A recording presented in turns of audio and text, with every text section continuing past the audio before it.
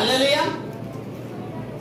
প্রত্যেকে বলবো মন দিয়ে বাক্য শুনি একে অপরকে। পেয়েছি ইফিসীয় 1:9 আমি পড়ছি। হালেলুয়া।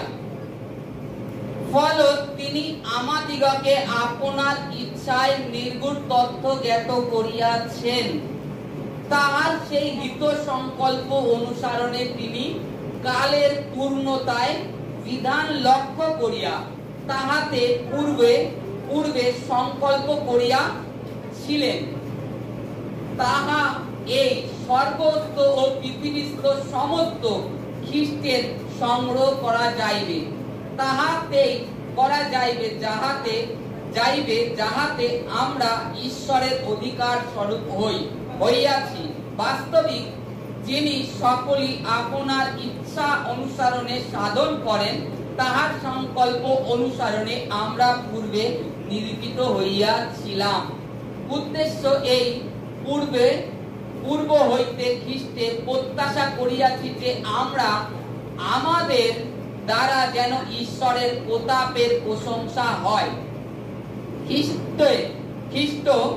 খ্রিস্টে থাকিয়া তোমরা ও সত্যের বাক্য তোমাদের পরিত্রাণের সুসমাচার শুনিয়াছ এবং তাহাতে বিশ্বাস করিয়াছ, সেই অঙ্গীকৃত পবিত্র আত্মা দ্বারা মুদ্রাঙ্কিত হইয়াছ। সেই আত্মা ঈশ্বরের নিজস্বরে মুক্তির নিমিত্ত, তাহার প্রতাপের প্রশংসার নিমিত্ত আমাদের দয়াধিকারের বায়না। হালেলুয়া। কি বলছে এখানে? প্রথমে বলছে ফলত তিনি আমাদিগকে আপনার ইচ্ছায় নির্গুণ তত্ত্ব জ্ঞাত করেছেন। হালেলুয়া। এটি আপনার সংকল্প কিংবা আপনার পরিকল্পনা, আপনি যে এখানে মণ্ডলীতে এসে আজকে বসেছেন, না, এটা ঈশ্বরের পরিকল্পনা। বাইবেলে স্পষ্ট বলছে ঈশ্বর আমাদের জীবনে পরিকল্পনা করেছে যে তার বিষয় নির্গুণ তথ্য আপনাকে জ্ঞাত করেন।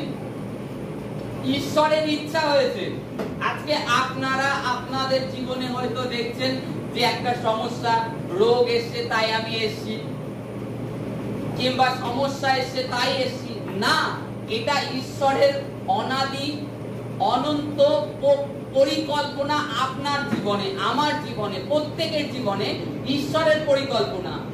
ঈশ্বর যদি এই পরিকল্পনা না করতেন তাহলে আপনি আসতেন না, আপনি জগতের অন্ধকারের মধ্যে থাকতেন, অভিলাষে থাকতেন। তাতে কি হতো? আপনার আত্মাটা সেই অথাকুণ্ডে নরকে চলে যেত। তারপরে বলছে তাহার তিনি নির্গুণ তত্ত্ব জ্ঞাত করেছেন, তাহা সেই হিত সংকল্প অনুসারণে তিনি কালের পূর্ণতায় বিধান লক্ষ্য করিয়া তাহাতেই পূর্বে সংকল্প করিয়াছিলেন। হিত সংকল্প কি? হিত মানে কি? ভালো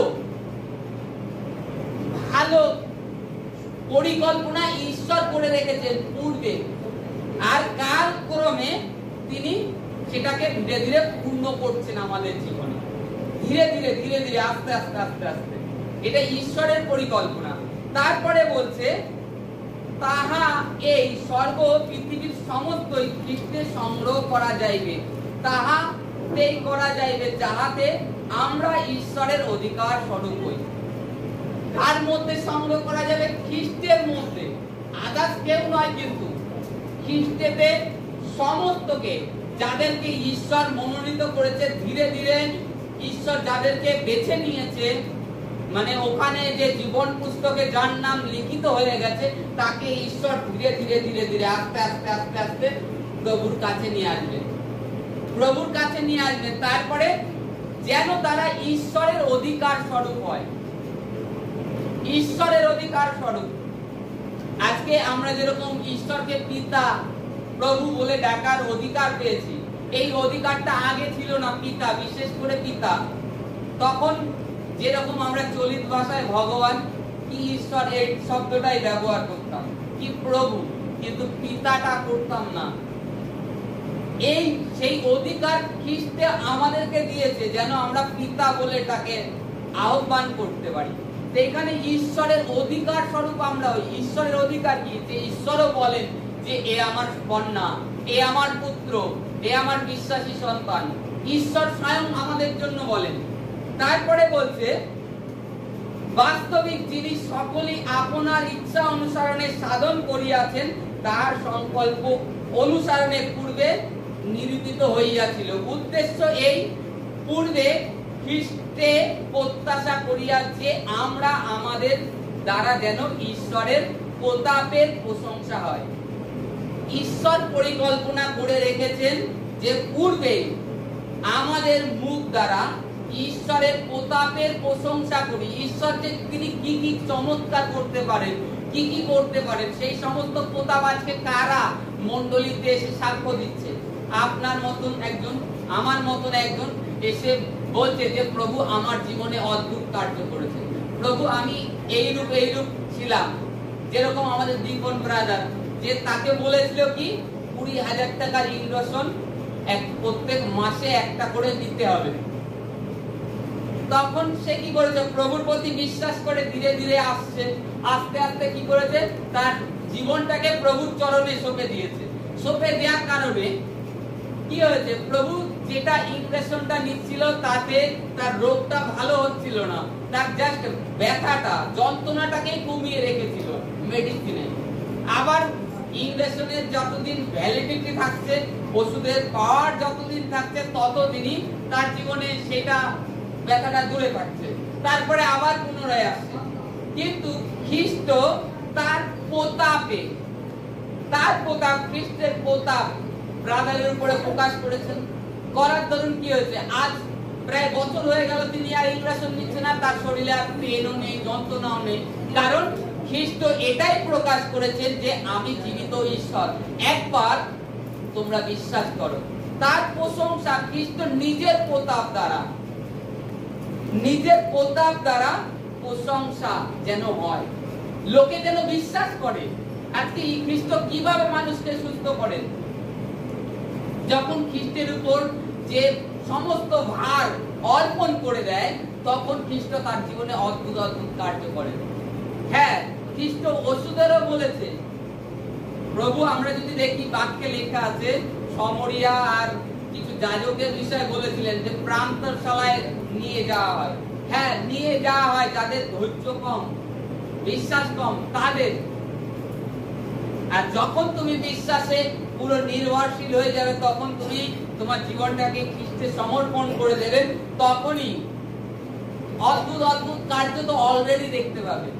হ্যাঁ, যখন তুমি খ্রিস্টের প্রার্থনা আরাধনা করো, তার মধ্যেও মেডিসিন খাও, যে রোগটা তোমার হচ্ছে গিয়ে অনেকে দিনকে পর দিন ভুগতে থাকে, তার রোগ কমে না, কমতেই চায় না, মাসের পর মাস। তুমি যখন খ্রিস্টে আসবে, বিশ্বাস সহকারে প্রভুর কাছে প্রার্থনা করবে, ধন্যবাদ সহকারে, যে রোগ আদার্স অন্য এক ব্যক্তির হয়তো 6 মাসও ওষুধ খেয়ে কমেনি, তুমি 1 মাস খেয়ে তার মধ্যে সুস্থ হয়ে যাবে। এটা ঈশ্বর করেন যখন তুমি প্রার্থনায় থাকো, প্রভুতে থাকো। খ্রিস্ট তার প্রতাপ প্রশংসা যেন হয় আমাদের মাধ্যমে হয়, একে অপরে যেন বিশ্বাস করে যে এক খ্রিস্ট আশ্চর্য কার্য করেন।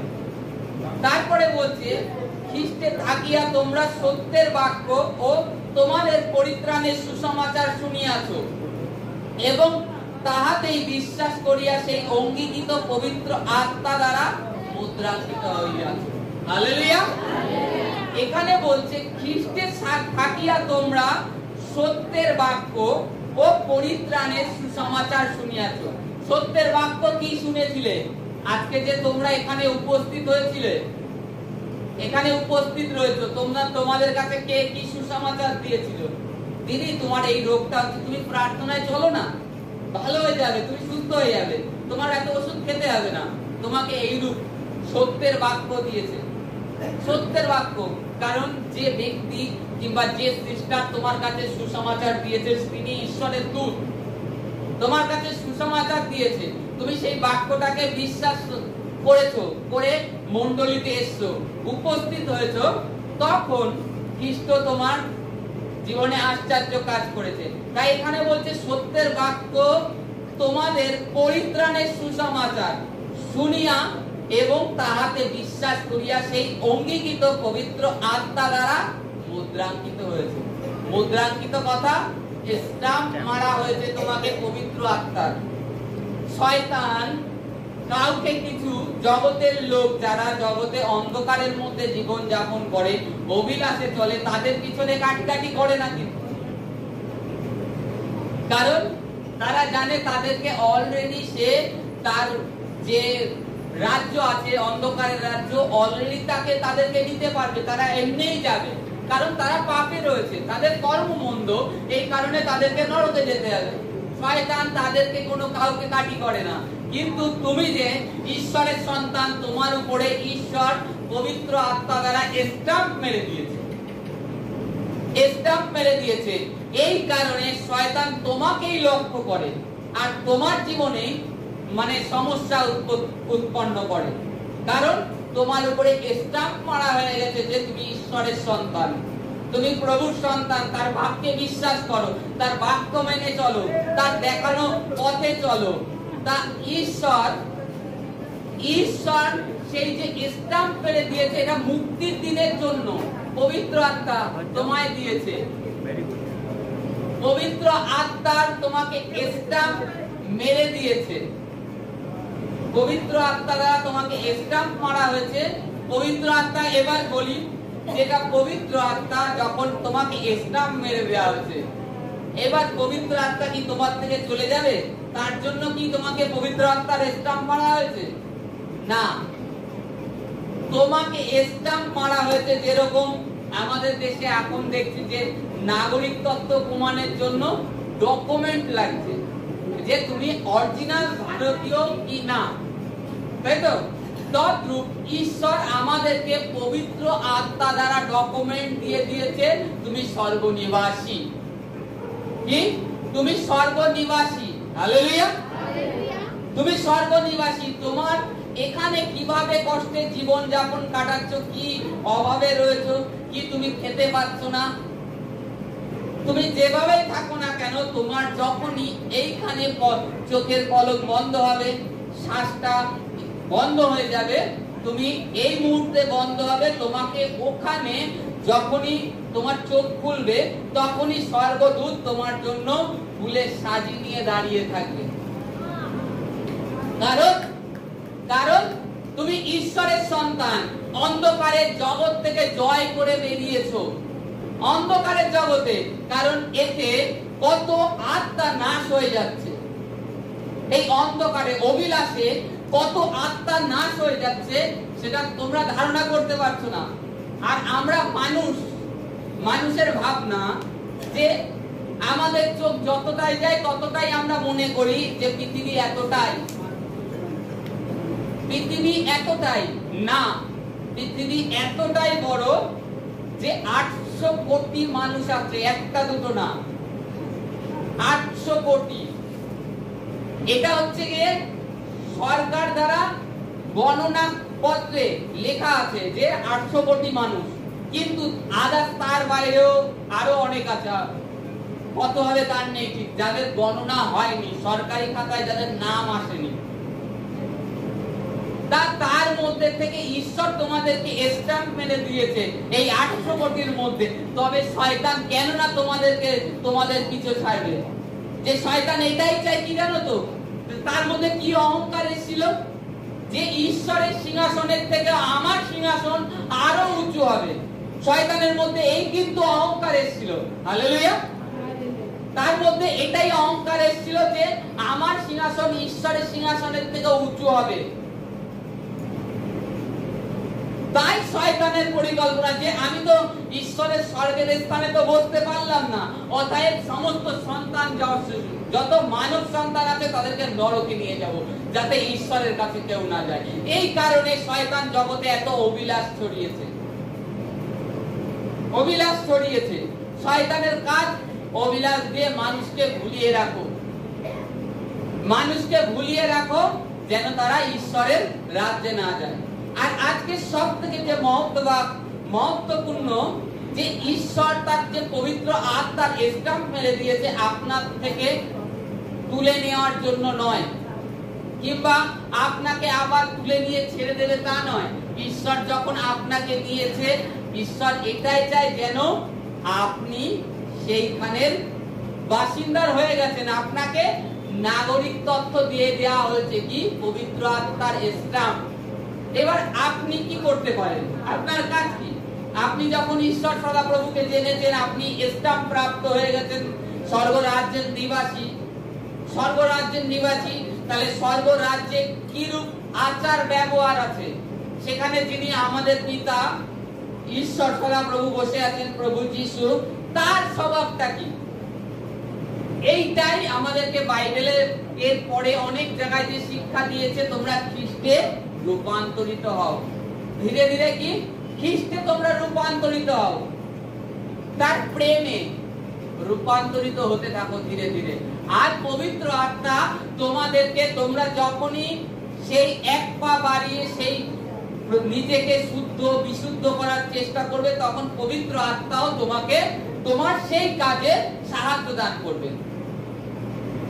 তোমাকে সেই কাজে সাহায্য দান করবে, কারণ পবিত্র আত্মা এটাই চায়, তিনি যেরকম পবিত্র তোমরাও ধীরে ধীরে পবিত্র হয়ে যাও, আর তার মতন, খ্রিস্টের মতন তৈরি হতে থাকো। এটাই পবিত্র আত্মার কাজ। পবিত্র আত্মা কখনো যান না। এবার বলতে পারেন কেউ পাপ করে, বাইবেলে যাকব অধ্যায়ে লেখা আছে, আমরা অনেক সময় পাপ হয়ে যায়, তখন আমরা ঈশ্বর থেকে উত্তর পাই না, কিংবা তার সাড়া পাই না, তার জন্য আমাদের কাঁদতে হয়। তারপরে ঈশ্বরে আবার মনে হয় যে একটা আমার থেকে কি চলে গিয়েছিল, আবার আসলো ফিরে। পাপ হলে পবিত্র আত্মা লুকিয়ে যায়। তিনি বেরিয়ে যাননি, তিনি লুকিয়ে গিয়েছিলেন। কারণ আপনি একটা মন্দ কর্ম করে ফেলেছিলেন, পবিত্র আত্মা আপনাকে আওয়াজ দিয়েছিল, আপনি সেটাকে শোনেননি। না শুনে পবিত্র আত্মার বিরুদ্ধে কর্ম করেছেন, করার দরুন পবিত্র আত্মা আপনার থেকে লুকিয়ে গিয়েছে, আর আপনি তখন হতাশ হয়ে রয়েছেন। আপনার মধ্যে নিরাশা, আপনি নিজে উপলব্ধি করছেন যে আমার মধ্যে কি জন্য নেই, কি চলে গেছে। প্রার্থনা করতে ইচ্ছা করছে না, বাইবেল পড়তে ইচ্ছা করছে না, আপনার মধ্যে পশ্চাতাপ, নিজে নত হয়ে নম্র হয়ে প্রভুর কাছে প্রার্থনা করা, সেটা আর আপনার মধ্যে আর নেই। কারণ পবিত্র আত্মা আপনাকে ওই প্রার্থনা করার জন্য সাহায্য করছে না, কারণ আপনি পবিত্র আত্মার কথা শোনেননি। এই কারণে অন্ধকার যে শয়তান, জগতের যে অভিলাষ, সেইটা আপনার উপরে চড়াও হয়েছে, চেপে ধরেছে। এই কারণে আপনি পারছেন না। পবিত্র আত্মা কখনো চলে যায় না। ঈশ্বর পবিত্র আত্মা চলে যাওয়ার জন্য দেননি। পবিত্র আত্মা দিয়েছে আপনাকে শুদ্ধ বিশুদ্ধ করে স্বর্গরাজ্যে নেওয়ার জন্য। আপনাকে স্ট্যাম্প দিয়ে দেওয়া হয়েছে, আপনি স্বর্গ নিবাসী, আপনি স্বর্গ নিবাসী, পবিত্র আত্মা স্ট্যাম্প করে দেওয়া হয়েছে। তারপরে বলছে সেই আত্মা ঈশ্বরের নিজস্বরে মুক্তির নিমিত্ত, তাহার প্রতাপের প্রশংসার নিমিত্ত আমাদের দয়াধিকারের বায়না। হালেলুয়া। দয়াধিকার কি মানে জানি তো? উত্তরাধিকারী। বায়না অলরেডি দিয়ে দিয়েছে ঈশ্বর। আর এই পবিত্র আত্মা আজকে নিজের স্বরে আপনার মধ্যে থেকে আপনি যে প্রার্থনায় যে কাঁদছেন, বিনতি সহ করছেন, ওটা আপনার থেকে নয়, পবিত্র আত্মা ঈশ্বরের নিজের স্বরে মুক্তির নিমিত্ত, তাহার প্রতাপের প্রশংসার নিমিত্ত আমাদের দয়াধিকারের বায়না।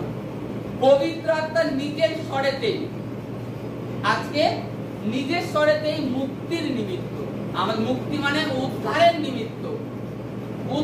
নিমিত্ত, তাহার প্রতাপের প্রশংসার নিমিত্ত আমাদের দয়াধিকারী, উত্তরাধিকারী। পবিত্র আত্মা তিনি নিজে থেকে আমাদেরকে চালাচ্ছেন। আজকে আমরা যখনই প্রার্থনায় আসছি, পবিত্র আত্মা চালাচ্ছেন। তাই আমরা এখানে এসে প্রভুর বাক্য শুনছি, প্রার্থনা করছি বিনতি সহকারে। পবিত্র আত্মা আমাদেরকে করাচ্ছেন আমাদের ভিতরের থেকে, তাই আমরা করছি। আমরা কি, আমরা তো যদি দেখা যায় পবিত্র আত্মা যদি না থাকে, আর ঈশ্বরের আত্মা তো প্রাণিক আত্মা, যেটা তাহলে আদার্স যেটা জাগতিকের ক্ষেত্রে বলে সায়েন্স বলে যে মানুষ বান্দর থেকে এসছে, বাদর থেকে মানুষ এসছে। আমি এক সুন্দর এক পাস্টারের বাক্য শুনছিলাম, তা তিনি বলছে যে সায়েন্স বলছে মানুষ থেকে বাদর থেকে এসছে, ধীরে ধীরে রূপান্তরিত হয়েছে, সায়েন্স বলছে। কিন্তু পাস্টার বলছে, ওই পাস্টার বলছে আমি সায়েন্সের বিষয় জানি না, কিন্তু আমরা ঈশ্বরের সন্তান, আদমের সন্তান, আমাদেরকে ঈশ্বর তার মতো বানিয়েছে। আমরা জানি না যে ওরা হয়তো বাদরের বংশধর, কিন্তু আমাদের বংশধর, আমাদের পিতৃপুরুষ ঈশ্বর সদাপ্রভু, আমরা তার জন্য তার অনুরূপ হয়েছি। তা আজকে ঈশ্বরের সেই আত্মা নিজের স্বরে আহ্বান করছে আমাদের ভিতর থেকে, আত্মস্বর করছে সেই মুক্তির দিনের জন্য। আর মুক্তির দিনের জন্য তিনি আমাদেরকে স্ট্যাম্পিং করে দিয়েছেন। অতএব আজকে ক্লিয়ার তো যে আর হতাশ নিরাশার কারণ নেই, যেন নিজেদের জ্ঞান বশত পাপ না হয়। অজ্ঞানে হয়েছে সেটা আলাদা, কিন্তু জ্ঞান বশত তুমি যখনই পাপ করছো তখনই পবিত্র আত্মা তোমার থেকে লুকিয়ে যাচ্ছে, তখনই তুমি নিরাশ হতাশ হয়ে যাচ্ছ। অতএব এটাই যেন পবিত্র আত্মা সদা সর্বদা তোমার সঙ্গে রয়েছে, যতদিন না প্রভু যিশুর সম্মুখে তোমাকে উপস্থিত করছে। Hallelujah, hallelujah, hallelujah. তারপরে একটা বাক্যে যাব, মতি 8:18।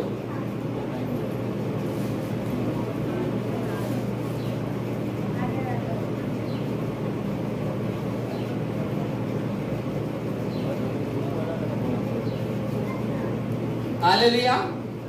আমরা সকলে প্রভুর রাজ্যের জন্য ব্যবহার হতে চাই। হালেলুয়া, তাই না? প্রভুর পিছনে চলতে চাই, তাই তো? হ্যাঁ, যারা ইচ্ছাকৃতভাবে প্রভুর পিছনে চলতে চায় তাদেরকে প্রভু চান না, জানেন? কিন্তু যে প্রভুর পিছনে আসতে না চায় তাকে এই প্রভু খোঁজে, আর তাকে নিয়ে এসে প্রভুর পিছনে চালাতে চায়। আপনি বলছেন যে আমি ঈশ্বরের কাজ করব, ঈশ্বরের সুসমাচার করব, কিন্তু ঈশ্বর চাই যে আমার পিছনে না আসতে চায় তাকে আমি চাই। হালেলুয়া। দেখবো আমরা মতি 8:18। হালেলুয়া।